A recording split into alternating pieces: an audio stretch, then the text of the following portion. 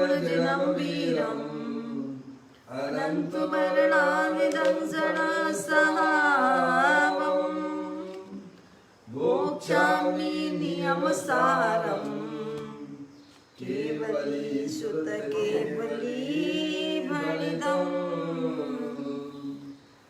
नमो कर अनंत उत्कृष्ट दर्शन ज्ञानमय जिन वीर को कहो नियम सार सुकेवली श्रुत केवली पर कथित को। श्री नियम सार जी नामक यह परम अध्यात्मिक ग्रंथ स्वाध्याय हेतु यहाँ विराजमान है। आज से 2000 वर्ष पहले इस महान पवित्र ग्रंथ की रचना आचार्य श्री कुंद देव द्वारा इसी पवित्र भूमि पर की गई और इसके टीकाकार पदम परमधारी देव मुलराज हैं। ग्रंथ का नाम नियम सार है। नियम से करने योग कार अपनी आत्मा में सम्यक दर्शन, सम्यक ज्ञान, सम्यक चारित्र रूपी निर्मल पर्याय, पवित्र पर्याय, मोक्ष मार्ग रूपी पर्याय प्रकट करना, क्योंकि वह स्वयं सुख स्वरूप है और अनंत सुख का कारण भी है। अनादिकाल से हमारे और आपके आत्मा में पर को अपना जानने वाली, पर को अपना मानने वाली, पर के साथ संबंध रखने वाली ऐसी मोराग देश रूपी पर्याय, मलिन पर्याय प्रकट है, जो स्वयं दुख स्वरूप है और अनंत दुख का कारण भी है। ऐसी मोराग देश रूपी अपवित्र रूप पर्याय का अपनी आत्मा में से उसका अभाव करना और सम्यक दर्शन ज्ञान चारित्र रूपी निर्मल पर्याय, पवित्र पर्याय, मोक्ष मार्ग रूपी पर्याय प्रकट करना, ऐसे कार्य की प्राप्ति जिनवाणी माता के माध्यम से अपने आत्मा के स्वरूप को पहचानना। अपनी जो आत्म वस्तु है वह परद्रव पर भावों से भिन्न है और अपने ज्ञानादि अनंत शक्तियों सहित तीनों काल विराजमान है। ऐसा जनवाणी माता के द्वारा अपने आत्म स्वरूप का परिचय करके तत्पश्चात शरीर रागादिक ये सब कर्मकृत वस्तुएं हैं। इनका हमारे आत्मा के साथ में किसी प्रकार का कोई संबंध नहीं है। इस प्रकार सम्यक भेद ज्ञान पूर्वक शरीर रागादिक का लक्ष्य छोड़ के अंदर जो अखंड ज्ञान ज्योति स्वरूप भगवान आत्मा है, जो सिद्धि की सामर्थ्य वाला है, ऐसे ज्ञायक रूप परमात्मा का लक्ष्य करके उस रूप ही अपनी पर्याय को भ्रमण कराना, यही वास्तव में अरिहंत परमात्मा का संदेश है। देखिएगा उसकी चर्चा आचार्य भगवंतों ने एक एक गाथा और टीका के माध्यम से हमें अपने आत्मा के स्वरूप को समझाया है। यहाँ पर नियम सार ग्रंथ चल रहा है, उसका चौथा अधिकार चल रहा है, व्यवहार चारित्र अधिकार उसका नाम है।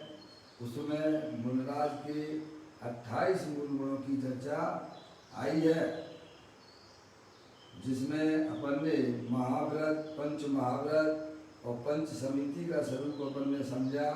उसके बाद कलश जो महासमिति है ना, 89 नंबर का, आज अपन जो है कलश यहाँ प्रारंभ कर रहे हैं, उसका पाठ करते हुए आगे उसे समझते हैं। देखें, निकाल लीजिए आप लोग मुक्ति कामनी मुनि को जो प्रिय सर्व समिति में समिति यही भव भय तम के नाश हेतु जो प्रभा समान कलाधर की हे मुनि जान प्रमोद भाव से सीख सखी सत दीक्षा कामनी की सखी सत दीक्षा प्राप्ति करे जिन कथित तपस्या साध किसी शाश्वत फल की। देखिएगा यहाँ पर परम प्रमदारी देव मुनिराज हमें यह समझाते हैं कि मुक्ति कामनी की जो प्रिय है सर्व समिति में समिति यही है। यानी यह जो समिति है जिसकी अपन ने चर्चा पढ़ी थी, कौन सी समिति है? जो अपने आत्मा में अपनापन स्थापित किए हुए है, अपनी आत्मा में ही वह रमण करती है, ऐसी शुद्धता रूपी समिति। कौन सी समिति? शुद्धता रूपी समिति तो वही है, समझा। व्यवहार समिति वह कोई समिति नहीं है, समझा। वह मोक्ष का कारण नहीं होती है। स्वभाव जो है ना, वह समिति वह मोक्ष लक्ष्मी को प्राप्त नहीं कराती है। जो अपने आत्मा में तीन चौकड़ी कसाई की अभाव पूर्वक जो शुद्धता प्रकट हुई है, वह समिति जो है मुक्ति कामनी को जो प्रिय है, मुक्त रूपी लक्ष्मी को प्राप्त कराने वाली है। समझ रहे आप? मनराज ने जो अंदर में शुद्धता प्रकट की है, जो समिति प्रकट की है, वह समिति मोक्ष रूपी लक्ष्मी को प्राप्त कराती है। देखिए मुक्ति कामनी की को जो प्रिय है, कौन प्रिय है? सर्व समिति में समिति है। समझे आप? मुनिराज कहते हैं कि यह जो अंदर में शुद्धता प्रकट की है हुई है, वह वास्तव में मुक्त रूपी कामनी को प्रिय है, यानी वह मुक्त रूपी लक्ष्मी को प्राप्त कराने वाली है। पहली लाइन तो ये की। और फिर कहते हैं भाव भय तम के नाश हेतु जो प्रभा समान कलाधर की।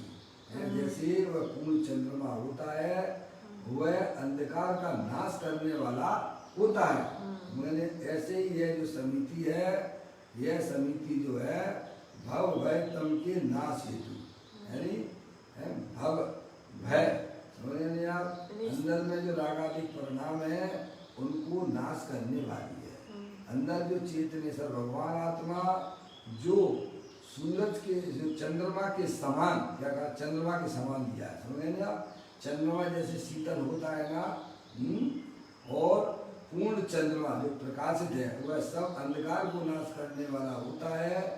ऐसे ही यह जो समिति है, वह समिति रागादिक का नाश करने वाली है, रागादिक रूपी अंधकार का नाश करने वाली है, और अंदर में वह शीतलता प्रदान करती है। समझे आप? चंद्रमा का उदाहरण लेके यह पूरी बात को समझाया है। भाव भय तम के नाश हेतु, समझे आप? जो रागादिक भाव जो कि संसार के कारण है, जो अंधकार में है, उनका यह जो है समिति जो है उनका नाश करने वाली हुआ करती है। समझे आप? तो कहते हैं भव भय तम के नाश हेतु जो प्रभाव समान कलाधर की है। पूर्ण चंद्रमा कला 16 कलाओं से 16 कलाओं से प्रकाशित रहता है। समझे आप? चंद्रमा है ना, वो अपनी 16 कलाओं से प्रकाशित रहता है, कलाधर कहा जाता है। समझ नहीं आप? वो चंद्रमा को, समझ नहीं आप भैया? 16 कलाओं से सुशोभित हुआ चंद्रमा अंधकार को नाश करने वाला होता है। ऐसे ही यह जो समिति है, अंदर में जो मुनिराजों ने तीन चौकड़ी कसाई के अभाव पूर्वक भैया जो अंदर में शुद्धता प्रकट की है, वह रागादिक भावों को नाश करने वाली है। इस प्रकार से हे मुनि जान प्रमोद भाव से आनंदमय होकर वर्णन करना। हे मुनि जान प्रमोद भाव से, जान का मतलब क्या है? जान का मतलब ये है कि अपने आत्मा में अपने पर्याय को आनंदित होकर, आनंद जो प्रकट हुआ है, समझ नहीं आप? समझ? जान प्रमोद भाव से है, वह जो पर्याय में आनंद प्रकट हुआ है, सीख सत दीक्षा कामनी की, क्या कहा है? सखी सत दीक्षा कामनी की, मैंने आप वह दीक्षा रूपी प्रिय स्त्री जो सखी है, मित्र है समझे नहीं आप? सत जो दीक्षा है ना, सत दीक्षा रूपी कांता की सखी है, जो आनंद पर्याय प्रकट हुआ है ना, वह उसकी जो है वह दीक्षा है, समझे नहीं? अब बता, इन शब्दों को जब तक अपन ग्रंथों के माध्यम से नहीं पढ़ेंगे तो अपन को कुछ समझ में नहीं आता है। क्या करिए आप? कहते हैं हे मुनि जान प्रमोद भाव से सखी सत दीक्षा कामनी की। फिर कहते हैं प्राप्ति करे जिन कथित तपस्या साध किसी शाश्वत फल की, यानी प्राप्ति करे जिन कथित, जिन्हें भगवान द्वारा जो वस्तु स्वरूप का स्वरूप बताया गया है, वह जो है जिनमत कथित तब से सिद्धि होने वाले ऐसे किसी अनुपम ध्रुव फल को तू प्राप्त करेगा है, अनंत काल के लिए पर्याय में जो ऐसा सुख प्राप्त होगा जिसका जो है भाई साहब कभी नाश होने वाला नहीं है। इस प्रकार की सुंदर चर्चा यहाँ पर परम प्रबंधाई जी ने यहाँ की है। अब इसे अपन जो है प्रवचन रतन चिंतामणि के माध्यम से पूज्य गुरुदेव श्री के द्वारा इन्हीं शब्दों का अर्थ अपन समझते हैं, भाव ख्याल करना चाहिए। देखिएगा, निकाल लीजिए अगर जिनके पास में पुस्तक हो, तीसरा भाग चल रहा है प्रवचन रतन चिंतामणि का, कलश नंबर 89। देखा, हे मुनि समितियों में की इस समिति को जो मुक्ति रूपी स्त्री को प्यारी है, कलश में, मूल कलश में यह बात पदम परमधारी जी महाराज ने की है, उसका जो है गुरुदेव श्री ने जो अर्थ किया है वो बताती है। समितियों में की यह समिति अर्थात पांचवी प्रतिष्ठापन समिति, इसकी बात चल रही है ना, प्रतिष्ठापन समिति की, पांचवी प्रतिष्ठापन समिति अंदर शुद्ध परमन रूप समिति है। क्या भैया, कौन सी समिति है? प्रतिष्ठापन समिति में भी निश्चय समिति की बात। अंदर में प्रतिष्ठापन रूप समिति है, मैंने अंदर में शुद्ध परमन रूप समिति है, यानी अपनी जो पर्याय जो है अपने त्रिकालिक ध्रुव भगवान आत्मा को निज रूप से जानती हुई वर्णन करती है, वह वास्तव में प्रतिष्ठापन समिति है। क्या है? समझ रहे आप? समिति किसे कहना? सम्यक प्रकार से अपनी आत्मा में रमण करना, उसका नाम वास्तव में समिति नाम प्राप्त होती है। समझ रहे आप? अपनी वर्तमान ज्ञान की पर्याय में सम्यक भेद ज्ञान उत्पन्न करते हुए पर द्रव पर भाव का लक्ष्य छोड़ते हुए अंदर जो अपना त्रिकालिक ध्रुव भगवान आत्मा जो शुद्धता का भंडार है, ऐसे ज्ञायक परमात्मा का आश्रय लेकर जो परिमन हो रहा है वह वास्तव में वह समिति है। समझे नहीं आप? वह निश्चय समिति है। समझे नहीं आप? और व्यवहार समिति जो आंशिक राग मूलराज की पर्याय में स्वभाव रूप से 28 मूल पालने का होता है, उसे व्यवहार से समिति कहते हैं। और जिनके आत्मा में, जिनकी पर्याय में शुद्धता प्रकट नहीं हुई है, लेकिन 28 मूल पालने का जो स्वभाव है उसे व्यवहार समिति भी नहीं कहते हैं। इतनी बात हमारे ज्ञान में क्लियर होना चाहिए, है भैया पापा।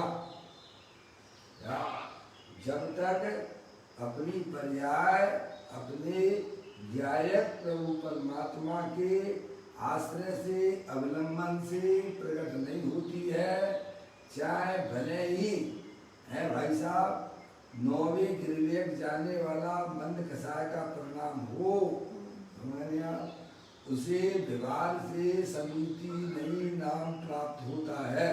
क्या समझ गए आप? व्यवहार समिति उसे कहते हैं जिसने अपने पर्याय को अपने ज्ञायक प्रभु परमात्मा के आश्रय से परिमल किया है, अब उसकी पर्याय में पूर्ण वितराग दशा प्रकट नहीं हुई है? अभी थोड़ा सा संतुलन कसाय संबंधित कसाय उनकी पर्याय में विद्यमान है, स्वभाव विद्यमान है। समझ गए आप? उसे व्यवहार से समिति कहते हैं, उस सुभराग को है। निश्चय समिति किसे कहना कि अंदर में जो अपने ज्ञायक प्रभु परमात्मा के आश्रय से जो मुनिराज ने शुद्धता प्रकट की है उसे निश्चय समिति कहते हैं। क्लियर हो गया भैया? अजय भैया, बात ठीक समझ में आ रही है अपन को? मुनिराज जो अपन को बताना चाहती है भैया, अशोक भैया, पप्पू भैया, डॉक्टर साहब, हैं? ये सारी बातें हमें भाई जिलवाणी की हमको समझ में आना चाहिए, हैं? देखो यहाँ कहती है पांचवी प्रतिष्ठापन समिति। अंदर अंदर कहाँ पे? अंदर अपन कितना देखते हो बताओ? हैं?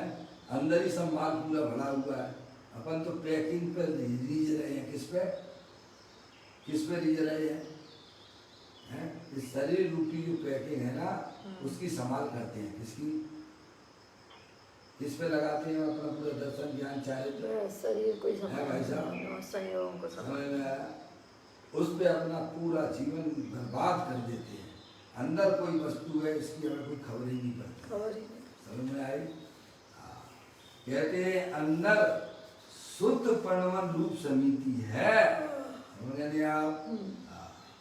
वह मुक्ति रूपी स्त्री को प्रिय है, यानी निश्चय समिति से मुक्ति होती है। क्या कहा? पर्याय में जो पूर्ण आनंद की दशा अगर प्राप्त करनी है तो अंदर में जो अपना ज्ञायक प्रभु परमात्मा जो शुद्धता का भंडार है, समझा? जो सुख स्वरूप ज्ञान स्वरूप वस्तु अंदर में विद्वान है, उसका जब पर्याय आश्रय लेती है तब जो शक्तियां द्रव्य के अंदर हुआ करती हैं उनका पर्याय में अभिव्यक्ति हो जाती है। अपनी पर्याय में अपनी शुद्धता कैसे प्रकट होती है तो ज्ञानी हमें समझाते हैं। मैंने आप तो कहते हैं मुक्ति रूपी स्त्री को प्रिय है। जो शुद्धता तीन चौकड़ी कसाय के अभावपूर्वक मुनिराज ने जो प्रकट की है वह मुक्ति रूपी स्त्री को प्रिय है। मैंने आप निश्चय समिति से मुक्ति होती है। किससे होती है? मुनिराजों को क्या प्रिय है? हमें अपना त्रिकालिक जो भगवान आत्मा और पर्याय में जो शुद्धता प्रकट हुई है, समझे आप? वह वास्तव में उन्हें प्रिय है। क्या? क्योंकि वह मुक्त रूपी लक्ष्मी को प्राप्त कराने वाली होती है। देखो कहते हैं वह मुक्त रूपी स्त्री को प्रिय है, अर्थात निश्चय समिति से मुक्ति होती है। समझ लिया? मुक्ति अगर ये 4,84 लाख योनियों से अगर छुटकारा पाना है तो अपने ज्ञायक प्रभु परमात्मा से प्रेम करना सीख लीजिए। बस क्या भाई साहब? अगर अपने ज्ञायक प्रभु परमात्मा से अगर प्रेम नहीं करोगे तो ऐसे ही जो है 4,84 लाख योनियों में जन्म मरण करते रहोगे, दुखी होते रहोगे। क्या भाई साहब? इनसे छुटकारा अगर प्राप्त करना है तो अपना जो चेतन भगवान आत्मा जो अनंत शक्तियों के भंडार वाला है वह उसका अधिष्ठाता है। ऐसे ज्ञायक प्रभु परमात्मा से प्रेम करना सीखिए। हैं? समझे? पर पदार्थों से तो प्रेम बहुत कर लिया रे भैया, उसका फल तो सबको मिलेगा, है ना? क्या मिल रहा है फल? संसार मिल रहा है। द्रव्यों से प्रेम करने का फल क्या है? दुख है और अनंत संसार है। हमारे आपकी आत्मा की पर्याय में दुख की उत्पत्ति होती है और वह दुख की उत्पत्ति अनंत संसार का कारण है। अपने गायक प्रभु परमात्मा को परिचय करके जिनवाणी माता से उससे प्रेम करने की आदत डालिए। क्या भाई साहब? जैसे घर में रहने की आदत डाली ना भाई साहब, ऐसे ही अपने घर में रहने की आदत डालो। बहुत जरूरी हो तो बाहर निकलिए, नहीं तो अपने घर में बने रहिए। क्या भैया? कहती है निश्चय समिति से मुक्ति होती है शुद्ध भाव के, आगे ना, शुद्ध स्वभाव के अंतर आश्रय से शुद्ध परिणति रूप निश्चय समिति प्रकट होती है। तो भाई ये भी तो एक काम दिखती है, काम क्यों नहीं दिखता है क्या?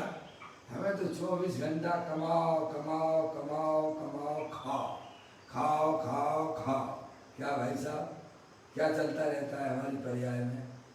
कभी याद आती है अपने आत्मा की, जिसका सेवन सिद्ध परमात्मा करते हैं, जिसका सेवन अरिहंत परमात्मा करते हैं, जिसका सेवन साधु परमेष्टि करते हैं, जिसका सेवन सम्यक दृष्टि समस्त सम्यक दृष्टि जीव करते हैं, और हम क्या कर रहे हैं उसका? है भाई साहब, हमें तो खबर ही नहीं है, समझ में आई नहीं है। क्या कहा? अपने आत्मा से परिचय नहीं करोगे भाई साहब तो ऐसी दर दर की ठोकरें खाते रहोगे।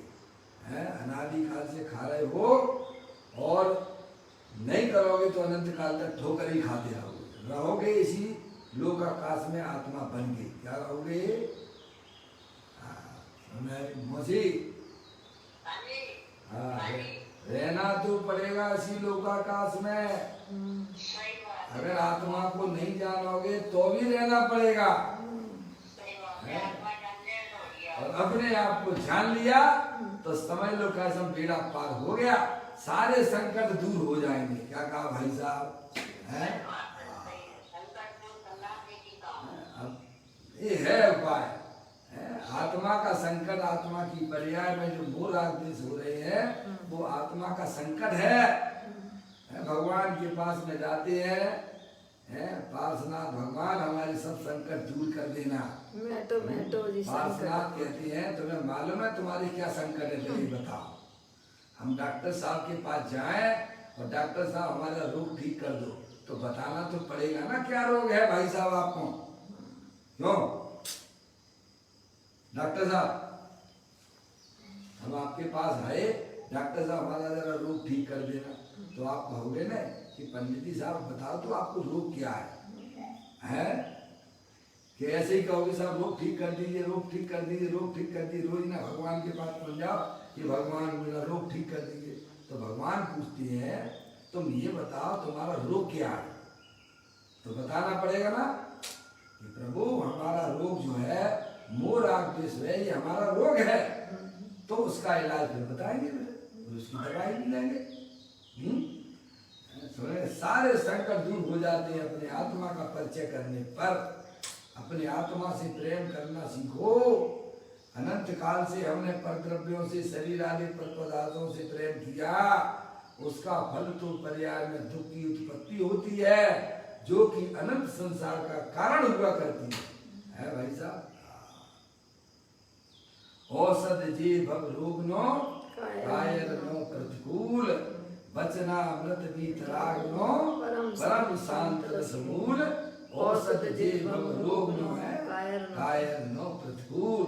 जो पंच इंद्रिय के विषयों में आनंद मानने वाले ऐसे कायर लोग, उनको भगवान जनेंद्र परमात्मा की बातें भाई साहब चुभती हैं। क्या भाई साहब? लेकिन जिन्हें अपनी आत्मा के प्रति प्रेम है, उन्हें भगवान की बातें अमृत के समान काम करती हैं। क्या कहा? बचना अमृत वितराग नो परम शांत रस मूल। औषध जे भव रोग नो कायर नो प्रतिकूल। यहाँ यह कहती है शुद्ध स्वभाव के अंतर आश्रय से। क्या भाई साहब? देखो पर्याय का काम आश्रय करने का है। पर्याय का काम क्या है? आश्रय करने का है। अनादिकाल से हमारे और आपकी आत्मा ने पर्याय ने पर का आश्रय लिए हुए हैं। वो तो आश्रय करेगी जब अपना आत्मा अपने ज्ञान में नहीं होगा, अपना आत्मा अपने श्रद्धा में नहीं होगा, तो वह इसका काम तो आश्रय करने का है? अब आत्मा का पता नहीं है तो पर का आश्रय लिए हुए है तो दुखी हो रही है? और आत्मा का ज्ञान हो गया, श्रद्धालु हुआ, वो पर्याय अपने स्वयं का आश्रय लेने लगती है। समझ में? आश्रय के बिना तो पर्याय कभी रहती नहीं है। रहती नहीं। अब आप सोचिए कि हमारी पर्याय किसके आश्रय से चल रही है? सही बात है, पर के भगवान आत्मा जो कि अनंत शक्तियों के भंडार वाला है, ऐसे गायक प्रभु परमात्मा का ज्ञानी लोग आश्रय लेते हैं। तो कहते हैं शुद्ध स्वभाव के अंतर आश्रय से शुद्ध परिणति रूप निश्चय समिति प्रकट होती है। समझ लिया? जो द्रव्य के अंदर अनंत शक्तियां द्रव्य में विद्वान थी वह पर्याय में व्यक्त हो जाती हैं। देखो आपका बिजली का तार गया हुआ है, बिजली का तार जाता है ना बाहर, है घर में लाइट का कनेक्शन देखिए किससे है? उस लाइट जलती हुई लाइट के द्वारा से वहाँ देखिएगा कि हमारे घर में जो प्रकाश आ रहा है क्या वह दीवारों में से आ रहा है क्या पड़ोसी के मकान में से आ रहा है क्या? है? उस लाइट का कनेक्शन किससे है? क्या भाई साहब, बाहर जो इलेक्ट्रिक पावर हाई टेंशन वाली जो लाइट जा रही है ना उससे जुड़ा हुआ है। तब पर्याय में है भाई साहब, तब वह हमारे घर में वह प्रकाश हो रहा है।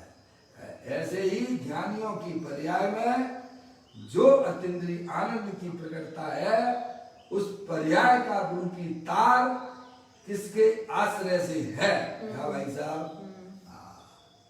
ऐसा कनेक्शन जोड़ लो भाई साहब, वर्तमान में हमारा आत्मा गदगद हो जाएगा, आनंदित हो जाएगा। समझ में भैया? अभी तो ऐसे गलत चीजों से आश्रय लिए बैठे हुए हो जो कि हमारे संसार का कारण हो रही है। ज्ञानी हमें समझाते हैं शुद्ध स्वभाव के अंतर आश्रय से शुद्ध परिणति रूप निश्चय समिति प्रकट होती है। आप ऐसे करो ना, सब चीज सिखाते हैं मैं मुल्लाज जो विधि आचार्य भगवंत सर्वज्ञ देव परमात्मा हमको सुखी होने की विधि बताते हैं। अनादिकाल से हमारा आत्मा ज्ञानी लोगों के जीव के साथ में रहा है, समझ गए? तो वैसे ही कहाँ रहते थे अनादिकाल से? बताओ ईमानदारी से। नित्य निबोध में ही रहे हैं। अरे बोलो, नित्य निबोध। अनादिकाल से हम आप कहाँ रहे हैं? नित्य निबोध। बस मौसी, बस इतना ही काफी है उत्तर आपका। अनादिकाल से हमारा आत्मा निगोद में रहा है। समझ में आया? एक बार भी भाई साहब उसने आत्महित की चर्चा इस दृष्टि से नहीं सुनी है तो भाई साहब कुछ अंदर में अभिप्राय गड़बड़ रहने से वह काम नहीं कर पाया। भैया अच्छे लोगों की संगति करोगे तो पर्याय में भी अच्छे कार्य होंगे। गलत लोगों की संगति में भाई साहब दुख मिलने वाला है, सुख किंचित भी नहीं मिलेगा। यहाँ कहते हैं शुद्ध स्वभाव के अंतर आश्रय से शुद्ध परिणति रूप निश्चय समिति प्रकट होती है। यह निश्चय समिति की बात है। समझ गए किसकी बात है? पदम प्रमलदारी देव मुल्लाज ये वास्तव में निश्चय समिति की बात करते हैं। भले ही अधिकार विवाह समिति का नाम प्राप्त कर देता है, लेकिन विवाह समिति किसे होती तो वो बताना जरूरी हो गया ना भाई साहब। जिसको निश्चय समिति होती है उसे विवाह समिति। विवाह समिति अधिकार का नाम है, लेकिन विवाह समिति की न होती है तो निश्चय समिति बताना जरूरी हो जाता है। यह निश्चय समिति की बात है। अतः कहते हैं पूर्ण शुद्ध स्वभाव का ग्रहण है। फिर आया बात, पूर्ण शुद्ध स्वभाव का ग्रहण और रागादि का त्याग। समझ भैया, एक साथ दोनों काम होती है। आपने घर की लाइट जलाई तो अंधकार भागा कि नहीं भागा, और प्रकाश आया कि नहीं आया, बोलो। प्रकाश का तो पुंज ही है ना, है? प्रकाश का तो पुंज ही डॉक्टर है। साहब घर की लाइट जलाते हैं तो अंधकार तो भाग जाता है और प्रकाश उत्पन्न हो जाता है। समझ में आया? ये है अंधकार को भगाने का उपाय। यही तो करते हैं ना हम आप।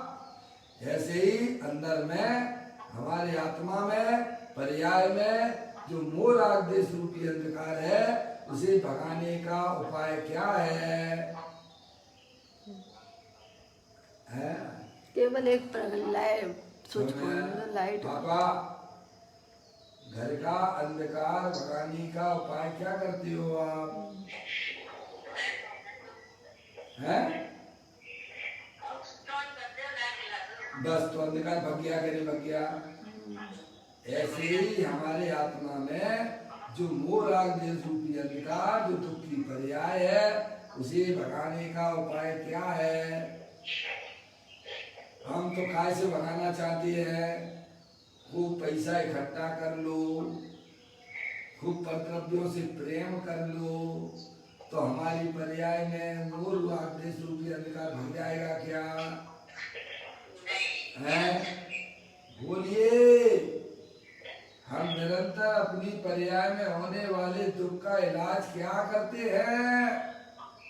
है भाई साहब, 24 घंटा पर का लक्ष्य करके उस पर्याय में होने वाले दुख का दूर करने का उपाय करते हैं।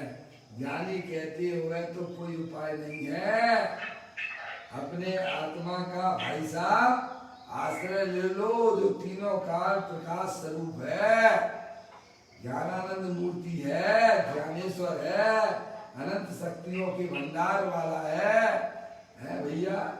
उसका जैसे ही आश्रय लिया तो पर्याय में भाई साहब आनंद आनंद आनंद आनंद आनंद आनंद बहने लग जाता है, और दुख की पर्याय दूर भाग जाती है, और कोई दूसरा उपाय ना हुआ है और ना होने वाला है। भैया कहते हैं शुद्ध स्वभाव के अंतर आश्रय से शुद्ध परिणति रूप निश्चय समिति प्रकट होती है। यह निश्चय समिति की बात है। अतः कहते हैं अंदर में पूर्ण शुद्ध स्वभाव का ग्रहण है। ग्रहण आश्रय करना है। ग्रहण का मतलब आश्रय, और रागादि का त्याग दोनों हो जाते हैं। क्या हो जाते हैं? पर्याय में होने वाले रागादिक परिणाम वे दूर भाग जाते हैं, और अपना चेतनेश्वर भगवान आत्मा में जो शक्तियां विद्यमान थी उनकी पर्याय में अभिव्यक्ति हो जाती है। हमें दोनों एक साथ कार होती है। क्या कहा? दोनों एक साथ। अंधकार गया, एक समय में दो कार हो जाते हैं फटाफट। प्रकाश का आना और अंधकार का, प्रकाश का आना और अंधकार का भागना एक समय। भैया डाला की चौथी डाल में आता है ना, युगपद होते हुए प्रकाश दीपक सम्यक साथ। पूर्ण शुद्ध स्वभाव का ग्रहण और रागादिक का त्याग, ये है रागादिक का त्याग है। ऐसी जो समिति है वह मुक्त रूपी स्त्री को प्रिय है। समझे आप?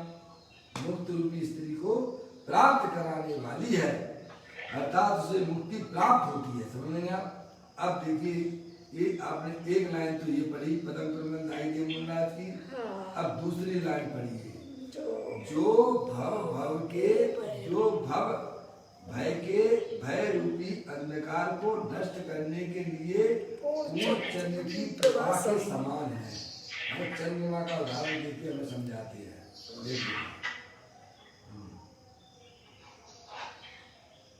देखिएगा, कहते हैं ये लाइन मूल में अपन ने पढ़ी पदम प्रबंध ढाई देव मुनराज की। अब गुरुदेव श्री इसका अर्थ करते भव, यानी भव का भय। ये 4 गति 84 योनियां है, पंच परावर्तन। क्या भैया?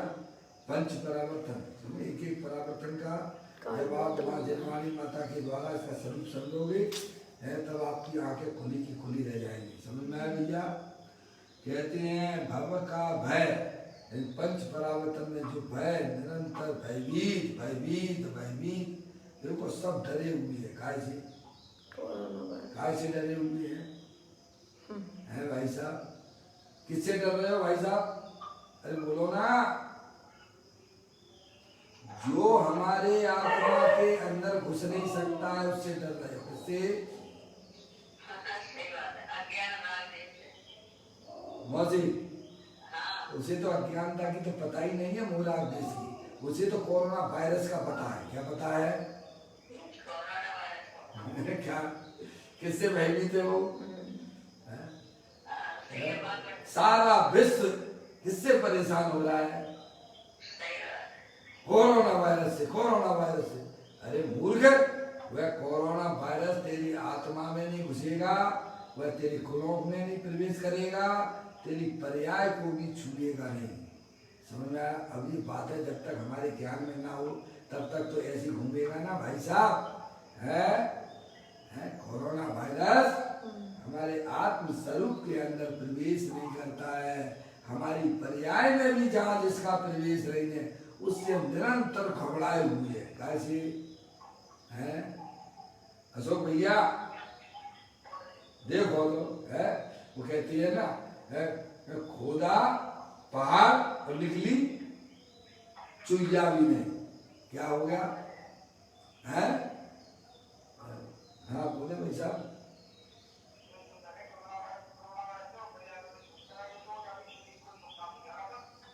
ये भी व्यवहार से है। सुनो प्रभु, शरीर जो है ना सुख भैया अनंत प्रगल परमाणुओं का पिंड है। एक परमाणु दूसरे परमाणु को स्पर्श नहीं करता है, तो घुसने की बात कहाँ से आ गई?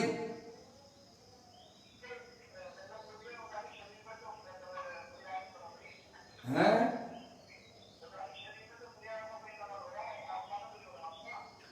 हाँ तो पर में हो रहा है ना। क्या समझे ना? वास्तविक बात तो ये है कि एक द्रव दूसरे द्रव में घुसता ही नहीं है, प्रवेश ही नहीं करता है। हैं? अब ये जब वास्तविकता आपको ज्ञान में हो तो पर्याय में बल आएगा ना। हैं? कल गुरुदेव श्री ने कहा था ना, दिगंबर संतों की बातें अगर सुनोगे तो जो पर्याय में होने वाली जो शिथिलता है वो सब कपूर की तरह भाग जाएगी। समझ में आया भैया? वस्तु स्वरूप के जो जानकार होते हैं वे जानते हैं कि एक द्रव दूसरे द्रव के अंदर घुस सकता नहीं है, ये अनादि अनंत सत्य है। क्या समझ में? ये सब अज्ञानता में से पैदा होने वाली चीजें है। समझ में आया भैया? देखो यहाँ यह बताया जा रहा है भव के भय रूपी अंधकार को नष्ट करने के लिए पूर्ण चंद्र की प्रभा समान है। यानी गुरुदेव जी कहती है भव यानी क्या? भव का भय, निरंतर निरंतर मेरा अगला भव कैसा होगा कैसा होगा। अरे क्या होगा?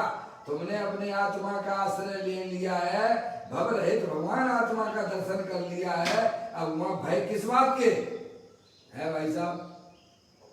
ऐसी बात अपने अपने आत्मा में पड़ी हुई है। ज्ञानियों को सम्यक दृष्टि जीव होता है ना, सत्य भय रहित होता है कि नहीं होता है? होता है, तब सम्यक दृष्टि होता है। बाद में पहले ही सत्य भय। सम्यक दर्शन पहले, सम्यक दर्शन होने से पहले ही सत्य भय भाई साहब। इसे जिनवाणी में है जो है पंडित टोडरमल जी साहब ने है कितने आवासियों की बात की है? निश्चयभाषी, व्यवहाराभाषी, ओव्याभाषी और एक आता है सम्यक के सन्मुख मिथ्या दृष्टि हो। सम्यक के सन्मुख जब मिथ्या दृष्टि जीव होता है तब वह सत्य भय रहित होने हो जाता है। समझ आप भैया? तो बाद सम्यक दर्शन की प्राप्ति होती है।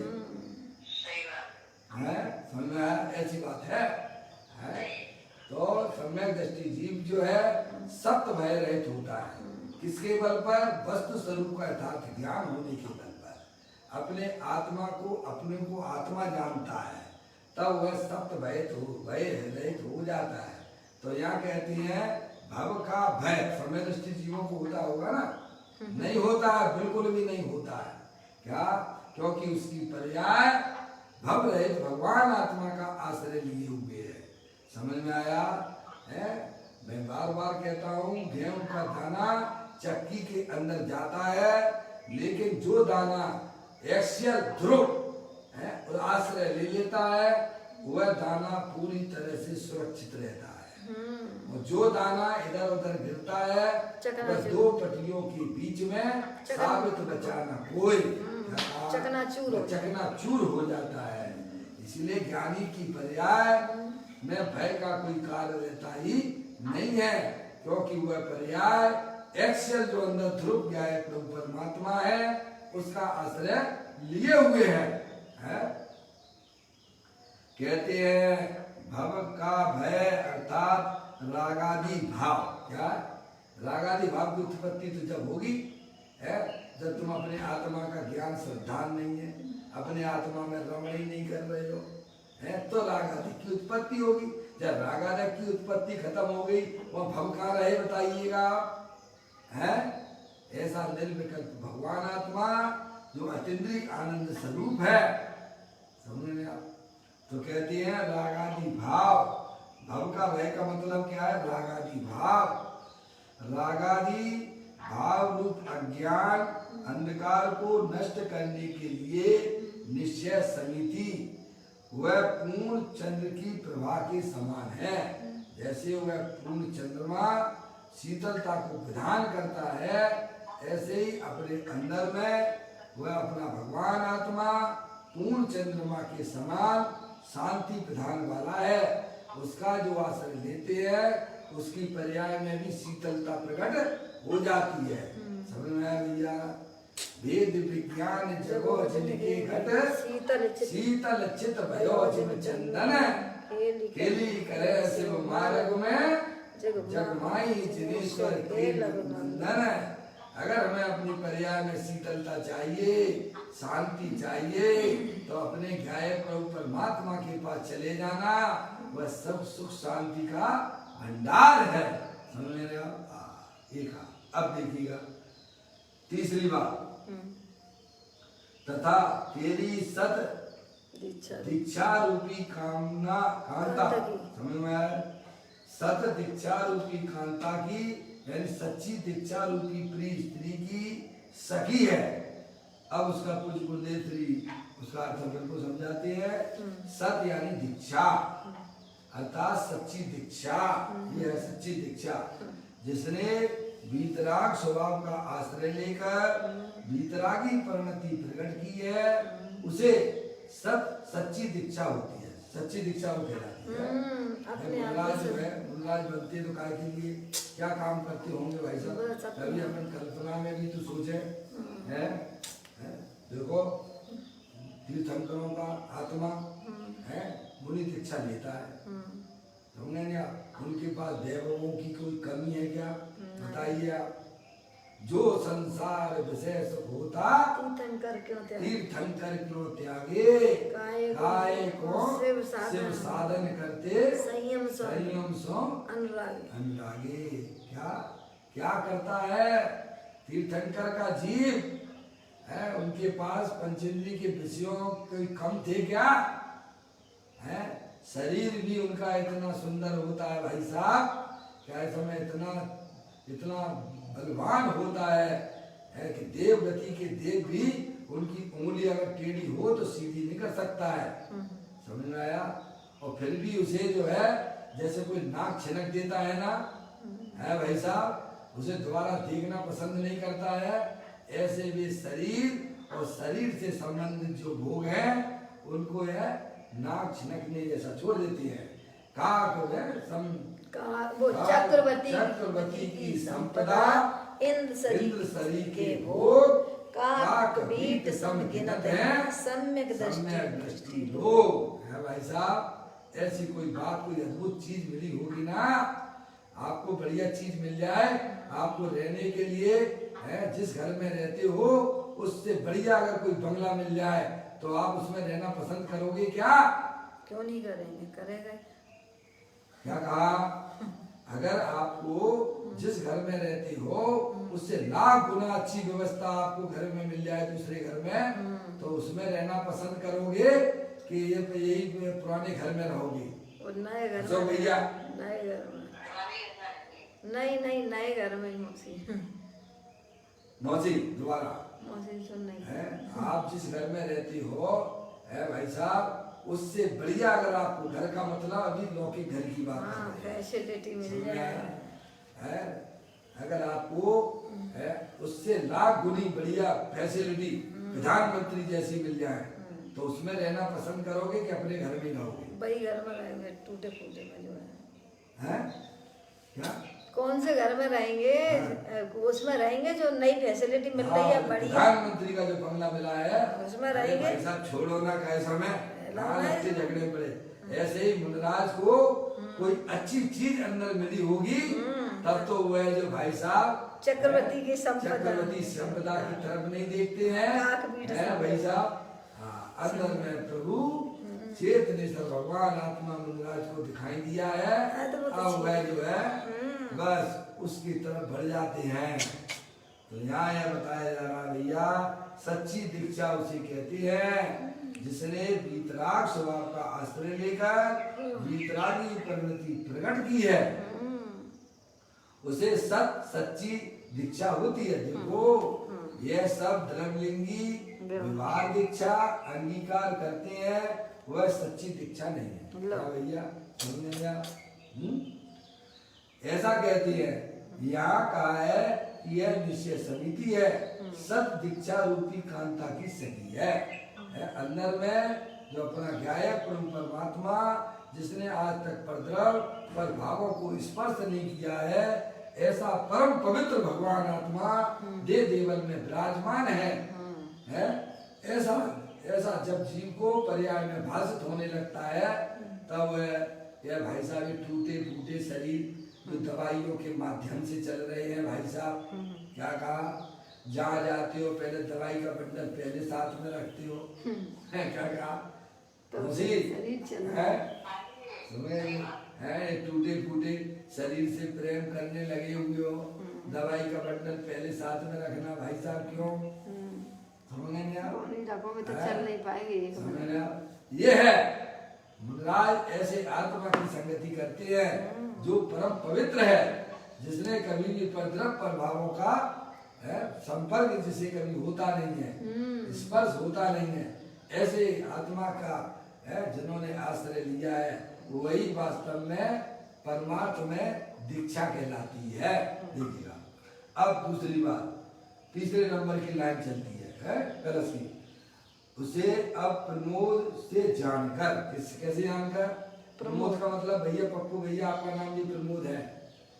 प्रमोद का मतलब आनंदित होकर अपने क्या है प्रभु परमात्मा रूप से परिणत हुआ, उसका नाम प्रमोद है। क्या आनंदित होगा? हम अपने आत्मा को तो जानना चाहते हैं, ऐसे बैठ जाते हैं और बैठ कर भैया तो सामायिक कर रहे हैं। हमने ऐसे ऐसे महान लोगों को देखा है, क्या भाई साहब सामायिक का नाम लेते हैं और इतने इतने झुक जाते हैं कि उन्हें पता ही नहीं पड़ता है कि जो है वो जो घूम के कौन सा डिग्री का कोण बन जाता है। अजय भैया है, समझ गए? अरे भगवान भी तो बैठे हैं ना, कैसे बैठे हुए हैं? है बिल्कुल एकदम जो है कैसा में, क्योंकि उनकी पर्याय में पूर्ण जागृता है। समझ नहीं आ? हम तो सामायिक में बैठे, आत्मा का खबर नहीं है, सामायिक कर रहे हैं तो 90 डिग्री का कोण बन जाता है पूरा। समझ में आया भैया? पूरा शरीर झुक जाता है। नहीं, आनंदित होकर अपने गायक प्रभु परमात्मा का अवलंबन लेना, क्योंकि मेरा भगवान आत्मा आनंद से भरपूर है। क्या भाई साहब? कहते हैं लौकिक में मौसी, रोते रोते गए और मरे की खबर लाए। है घर से विदा करती है ना मम्मी, तो कैसे करती है? आनंदित होकर बेटे, हाँ मैं खुश होके जाओ, रोते हुए मत जा, बैठ जाओ यहाँ पर। समझ में आया? निकलो घर से तो आनंदित होकर निकलना। समझ में आया भैया? ऐसे ही ज्ञानियों की पर्याय आनंदित होकर, क्या भाई साहब, आनंदित होकर अपने क्या है प्रभु परमात्मा की शरण में जाता है। तो कहती है अब प्रमोद से जानकर, अर्थात अंदर में आनंद स्वरूप आत्मा के परिमन रूप ऐसी पांचवी समिति है, उसे प्रमोद से जानकर, आनंदित होकर जानना। क्या भाई साहब है? हम तो अब चलो भैया आत्मा को जान लिया। अरे भाई कैसी बातें करते हो, ऐसा लग रहा है जैसे तुम्हारे पीछे तुमने कोई चोरी करने जा रहे हो। है भाई साहब, अपने आत्मा त्रिलोकीनाथ राजा से मिलने जा रहे हो, है कोई प्रधानमंत्री से मिलना हो तो कैसे जाते हो? उनकी तरफ से ऑफर आ जाए कि आज मैं इस व्यक्ति को पुरस्कृत करूंगा, तो कैसे जाते हो? रोते हुए जाते हो क्या? उनसे तो होते हुए, आनंद से उछलते हुए। अरे बोलो ना, प्रसन्न होके जाते हो ना। ऐसे त्रिलोकीनाथ अंदर में दे देवन में विराजमान है, तो कैसे जाना है? उदासीन होके जाना क्या? दुखी होकर जाना क्या? अरे आनंदित होकर अपने ज्ञाय प्रभु परमात्मा का अवलंबन ज्ञानी जीव लिया करते हैं। समझ में आया भैया? कहते हैं अंदर में आनंद स्वरूप आत्मा की परिणमन रूप ऐसी पांचवी समिति है, उसे प्रमोद से जानकर जिन मत कथित तप से सिद्ध होने वाले ऐसे किसी अनुपम ध्रुव फल को तू प्राप्त करेगा। क्या वैसा मोक्ष रूपी लक्ष्मी प्राप्त होगी, होने वालों को नहीं होती है। ध्यान रखिएगा, जो रोते हैं पर्याय में आत्मानुशासन में गुणभद्राचार्य देव कहते हैं, गुणभद्राचार्य आचार्य देव कहते हैं कि जो रोते हुए है भैया, जो वर्तमान में दुखी है वह उसका फ्यूचर दुख रूप होगा। जो वर्तमान में सुख रूप परिणमन कर रहा है उसका आत्मा आगे भी सुख रूप परिणमन करेगा। क्या भाई साहब पढ़िए, आप गाथा आचार्य भगवंतों की पढ़िए, आपको बहुत आनंद आ जाएगा।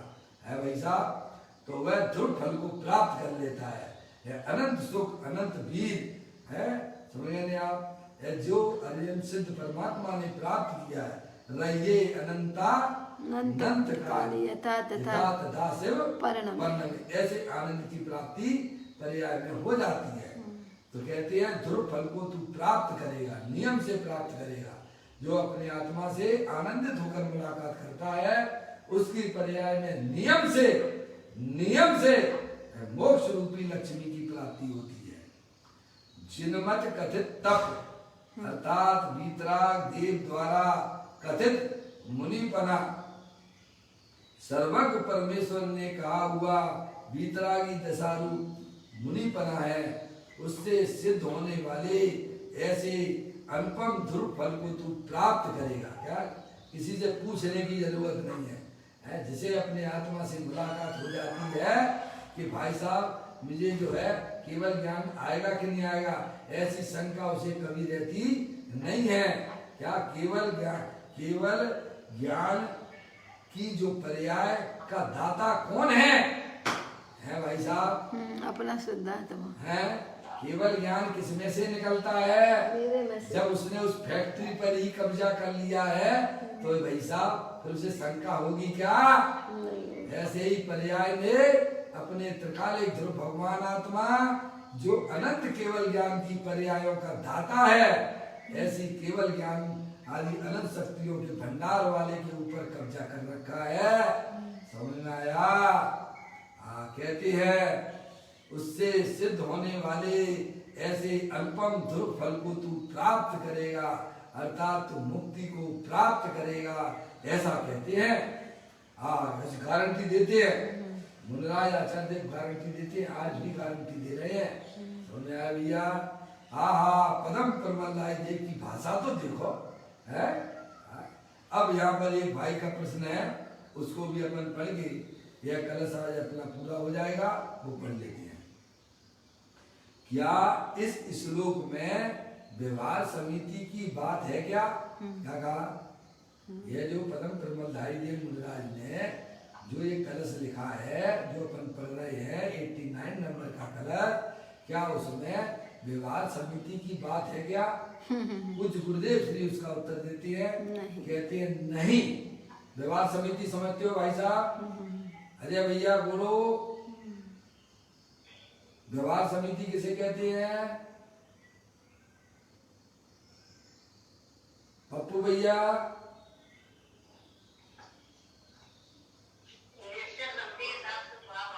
बहुत सुंदर। मौसी ने बिल्कुल सही जवाब दिया, बहुत अभ्यासी ये जीव है? समझ में आया भैया? विवाह समिति किसे कहते हैं? निश्चय समिति के साथ में जिसको निश्चय समिति प्रकट हुई है, लेकिन अभी आत्मा में पर्याय में केवल ज्ञान की प्राप्ति नहीं हुई है, अभी उसको 28 मूल गुण पालने का परिणाम है, स्वभाव है, उसे विवाह समिति कहते हैं। आगे बात क्लियर है? ये शरीर की क्रिया का नाम विवाह समिति नहीं है, वो तो जड़ की क्रिया है। सही बात है। और अंदर में जो स्वभाव प्रकट हुए है, लेकिन अंदर में अपनी शुद्धता जिसने प्रकट नहीं की है, उसको भी विवाह समिति नाम प्राप्त नहीं होता है। उसे तो आचार्य भगवंतों ने बाल व्रत और बाल तप संज्ञा दी है। क्या? विवाह समिति उसे कहते हैं निश्चय जो अंदर आत्मा में शुद्धता प्रकट हुई है, और 28 मूल गुण पढ़ने का जो शुभ राग अभी है, उसे विवाह समिति कहते हैं। बराबर अजय भैया? है ऐसी बात है भाई साहब? है कहते हैं क्या इस श्लोक में विवाह समिति की बात है? इस श्लोक में है। अब देखो पूज्य गुरुदेव श्री कहते हैं नहीं, निश्चय समिति की बात है। किसकी बात है? निश्चय समिति की बात। ये अपन जो पढ़ रहे हैं 89 नंबर का कलश, इसमें निश्चय समिति की बात की गई है। वह निश्चय समिति ही वास्तव में वास्तविक भाई साहब वह केवल ज्ञान की पर्याय को लाती है। क्या कहा? वह उसके पास केवल ज्ञान की पर्याय लाती है। कहते हैं निश्चय समिति की बात है।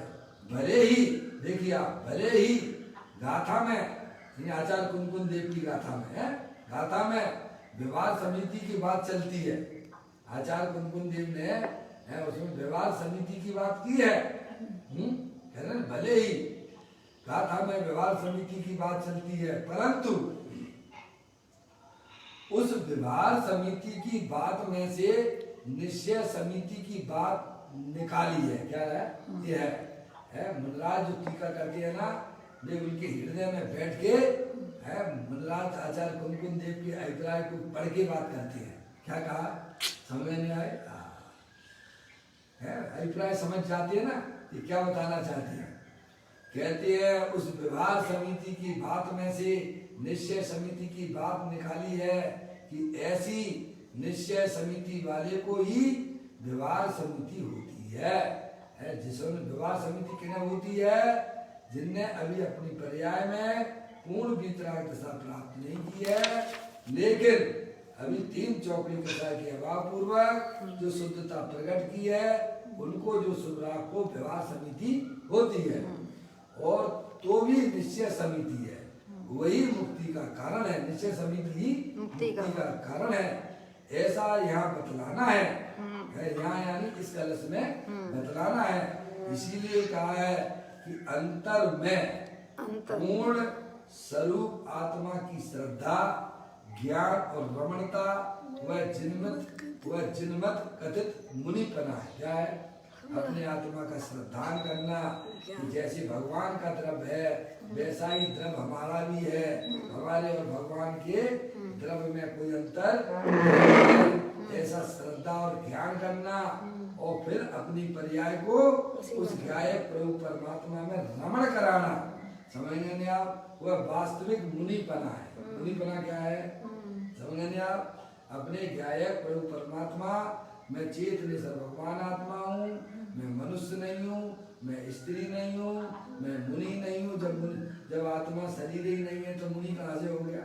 ये तो उन्होंने कहा है ना आपके बनारसी दास जी ने छंद में लिखा है ना मौसी, बनारसी दास जी ने छंद लिखा है भैया। सच्चा जैनी किसे कहना? सच्चा जैनी किसे कहना है? स्वार्थ के साचे पर मारत के साचे चित, साचे साचे बहन गए साचे जैन मती है। काहू के विरुद्ध नाई पर जाए बुद्धि नाई, आत्म गवेषीय न ग्रस्त न यति है। ग्रस्त है न यति है।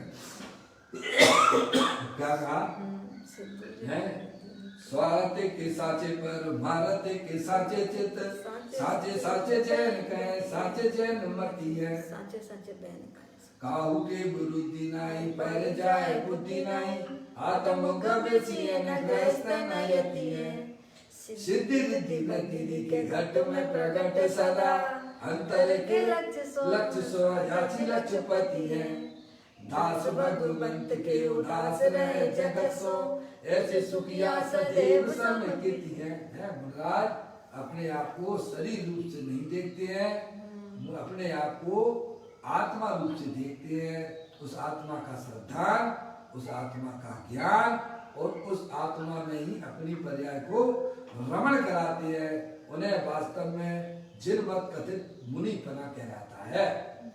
और ऐसे मुनि परे से तू मोक्ष दशा को प्राप्त करेगा, जिसे अंदर में अपने ज्ञाय प्रभु परमात्मा का ज्ञान है, श्रद्धान है, पर्याय में रमणता है।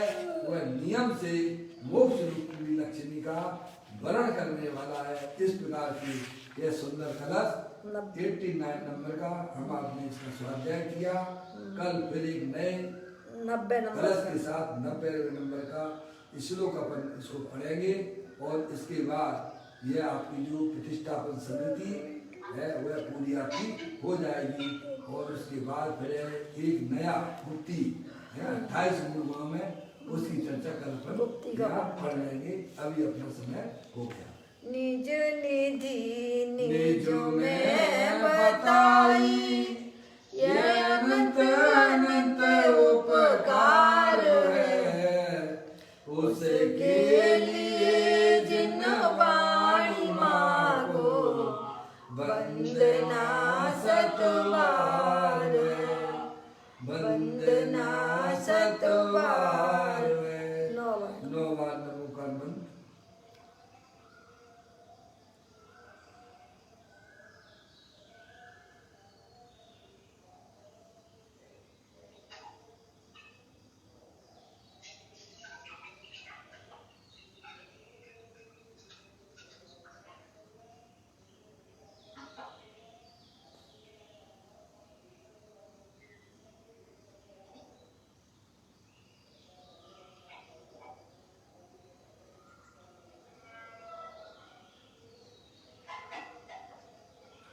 बोलो द्वादशांग जनवाणी माता की जय।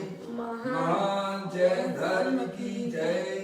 सभी साधर्मी आत्मार्थी बंधुओं को